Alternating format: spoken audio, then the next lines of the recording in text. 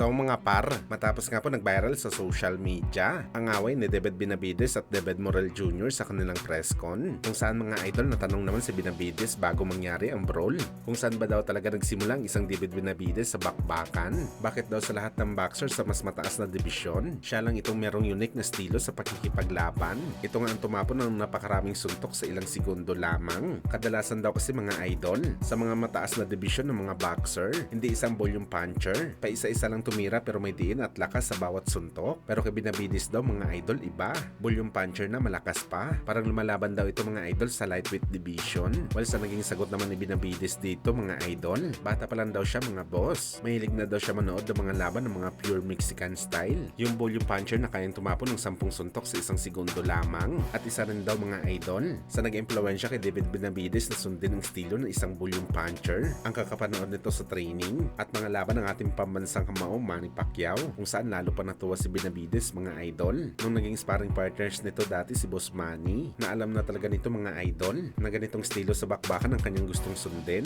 yung isang volume puncher at magkikipagbakbakan ng harapan sa kalaban na talagang mamahalin ka daw ng mga boxing fans at mga live audience kung iniiwan mo daw lahat ng galing mo sa bakbakan sa ring, kagaya sa isang typical na Manny Pacquiao at Mexican style na galawan sa bakbakan, kung saan makikita daw natin muli ito mga idol sa paparating na laban ni Benavides kay David Morel Jr. sa February 1.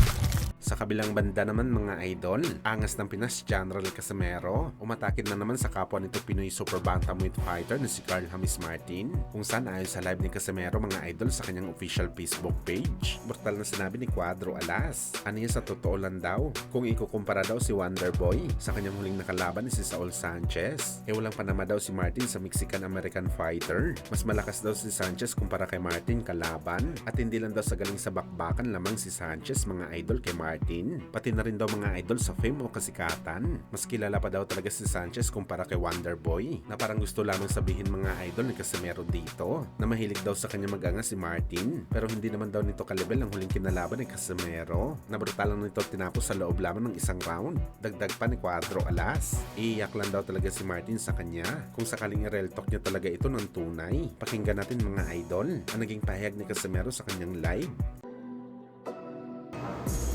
Si Martin at saka si Saul, mas malakas pa si Saul kaysa ni Martin. Real talk yan. May pangalan pa si Saul Sanchez kaysa ni Martin. Baka iiyak yun pag ma-real talk natin yun.